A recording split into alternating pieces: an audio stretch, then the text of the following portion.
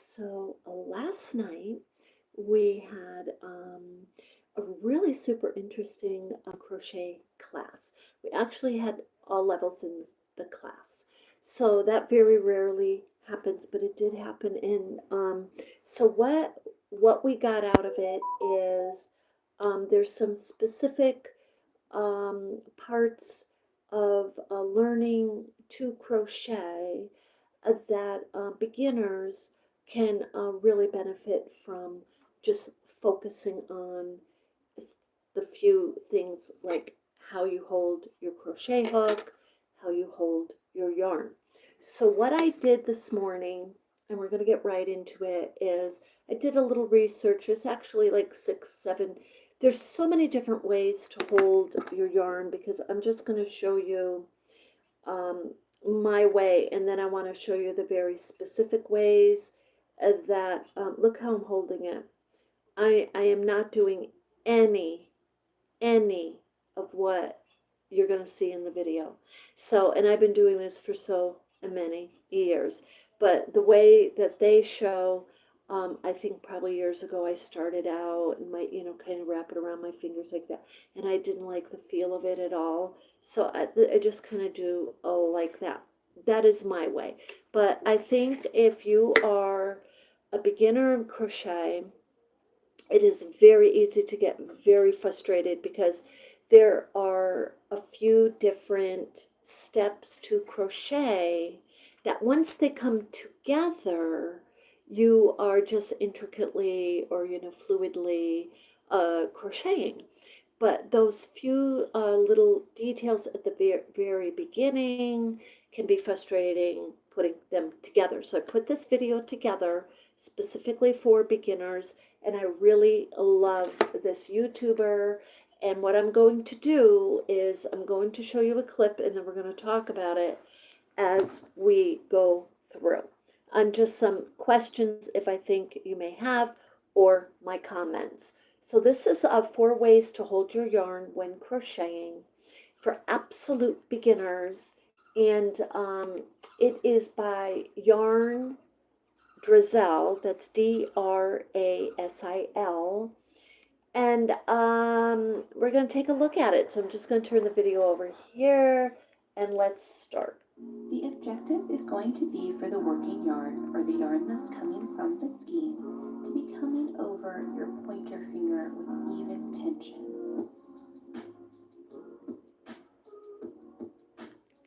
Right there, she's just telling you what the goal is that she's going to be showing you different ways that will help you with your tension as you crochet.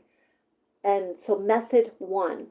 The easiest way to do this is to bring the working yarn between your middle and pointer finger and allow it to drape over the edge of your pointer finger. I'm going to start that again for you because it was a little off the...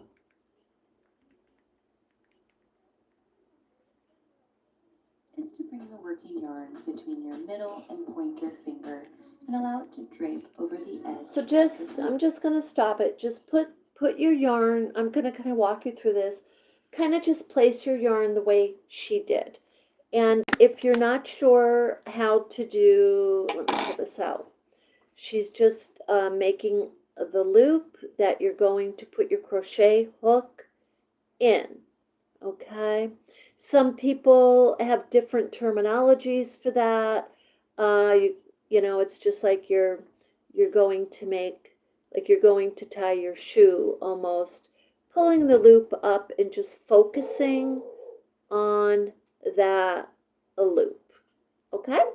So from there, she shows you different ways from there how to drape the yarn. And I am going to do a specific video for you on how to hold the crochet hook because there's just a couple of ways from holding it like a pencil to holding it like a knife and or holding it in the way that you're most comfortable. But she focuses on the yarn. So now we're just going to go ahead here. Your finger. So again, just bringing it between your middle and pointer finger. And then just to make it easier to work, I pinch the knot of the chain with my thumb and my middle finger, and that allows it to be anchored in place as I work the chain. The next way to hold your yarn involves weaving it through your fingers. We begin by going over our pinky finger. We then take the working yarn behind our ring finger, come over our middle finger, and over the pointer finger as well. And so again, you can just pinch the knot area or the previous row, and that allows you You see how she's using her thumb to hold the yarn? Okay, that's one little detail. She's pinching it with her thumb and her middle finger. more evenly work your stitches. So now she's going to do method 3. Similar. We're going to begin though by going under our pinky finger, over our ring finger, under our middle finger, and then over the pointer finger. So the idea is that as it goes through your fingers, you're able to control the tension by moving your hand, either flexing it open and closed, or by making a fist and then opening it. To adjust the tension, I think I'm going to show that one again because I want to make a comment. So the lovely lady that I was helping last night, she was moving her hand a lot, trying to figure out how to hold it. That method right there, we're going to repeat it because that method would be the best if you find yourself moving a lot, okay? So we're gonna let that finish and then we're going to repeat it. you will have to do some different combinations of these ways to hold the yarn, as well as how to flex your hand, whether you're primarily opening and closing your fingers to get the yarn through, or lifting your pointer See how she finger keeps up moving? and down Yeah. to help get more slack ready. Let's look at one more way in which you can hold. Okay, so let's just go back over that one. Now you notice the commonalities that's occurring is the yarn is basically draped. It's draped over the fingers. Okay, because it's got to fall somewhere. And that allows you to more evenly work your stitches. Yeah, so if you move a lot, this is the method I would recommend. It is very similar.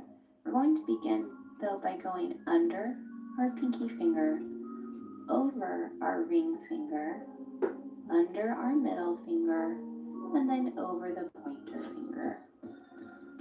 So the idea is that as it goes through your fingers, you're able to control the tension by moving your hand, either flexing it open and closed, or by making a fist and then opening it. To adjust the tension, you will have to do some different combinations of these ways to hold the yarn, as well as how to flex your hand.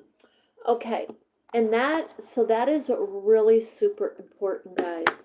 So when you're crocheting, now you're going to notice I don't use any of these methods. I used to, but I don't. But when you are crocheting, you want to keep experimenting on what feels most comfortable, okay? You want to be able to get that yarn over and pull the loop through the chain. Once you're doing a chain super comfortably, then that is the method working for you. Whether you're primarily opening and closing your fingers to get the yarn through, or lifting your pointer finger up and down to help get more slack ready. Let's look at one more way in which you can hold your yarn. And this is the way that I normally do it. So what I'm going to do is begin by going through my pinky and ring finger. I then wrap the It's a little complicated this clockwise around my pinky finger, and that brings it to the back side of my hand. I then go ahead and just skip my ring and my middle finger, and then bring the working yarn up through the space that's in between your middle and your pointer finger. Once you do this, it's the same as before. You would pinch the spot with your middle finger and your thumb if that feels comfortable to you. And then again, you can adjust the tension more easily with this method simply by moving your pointer finger up and down. I find it to be the most comfortable method for me, but what you're looking for is whatever works best for you. Making sure that your hands don't hurt as you're crocheting is definitely important. That's so play definitely around very and see which important. method is best. Okay, we're going to take a look One at thing that else- one again. And that one, I've tried that one too. And for me, I don't like the yarn wrapped around the pinky. But the reason that is also a really good method for a super beginner is it's holding that yarn. But the only thing I would add to that particular method is when she's pulling the yarn, you can see right there, here, when she's pulling it, and she's got this wrapped around her finger like that. This part right here, you want to make sure you have a lot of this so you can just keep pulling it and pulling it. And this shouldn't be so tight that when you pull the yarn, it's not working. You want to be able to pull it so you have your, because another thing that is a deterrence, and we're going to look at the next method, but the deterrence is that the yarn is now, you don't have any yarn to pull because you didn't unwrap it, or it's not unwrapping. So you're like, it's tight on your fingers, and so that can cause some frustration for sure. Okay, so let's continue. Let's look at that. We're going to look at that again with that in mind. Will help get more slack ready. Let's look at one more way in which you can hold your yarn. And this is the way that I sorry, normally let's do go it. back on that, just so you can see it, what I'm talking about. Under our pinky finger, over our ring finger, under our middle that one we finger, did do. and then over the pointer finger. So the idea is that as it goes through your fingers, you're able to control the tension by moving your hand, either flexing this part right here, or by making you need to be able to make sure that's nice and loose so you can crochet easily. Of these ways to hold the yarn, as well as how to flex your hand, whether you're primarily opening and closing your fingers to get the yarn through, or lifting your pointer finger up and down to help get more slack ready. Let's look at one more way in which you can hold your yarn. This is the way that I normally do it. This is what we just looked at a minute ago. By going through my pinky and ring finger, I then wrap the working yarn clockwise around my pinky finger, and that brings it to the back side of my hand. I then go ahead and just skip my ring and my middle finger, and then bring the working yarn see how the yarn, the space that's in between your middle and your pointer. See how easily she can pull that? That's what you want to make sure. It's the same as before. You would pinch the spot with your middle finger and your thumb if that feels comfortable to you. And then again, you can adjust the tension more easily with this method simply by moving your pointer finger up and down.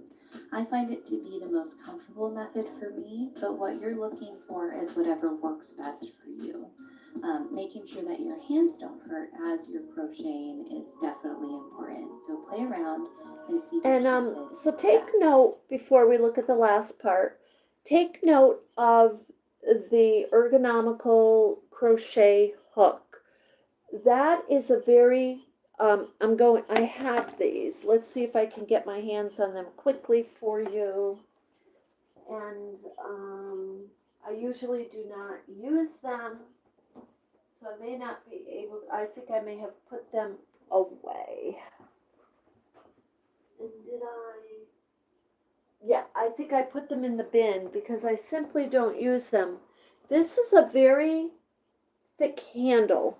So, but it may also be the type of handle that is comfortable for someone and easier to hold than the traditional metal crochet hook. So now we'll continue in the last part. One thing I'll say is that if you hold the yarn too loosely and your tension is very loose as you work, not only is it extremely difficult to make stitches, the stitches are just going to be uneven, loose, and just a little bit wonky. And the same goes for if you hold your yarn too tightly like this. You can see it's really pressing into my finger there. If I were to make a stitch with yarn that was held like this, it would be extremely difficult for me to get my hook into as I went back and worked the first row or round or whatever that may be.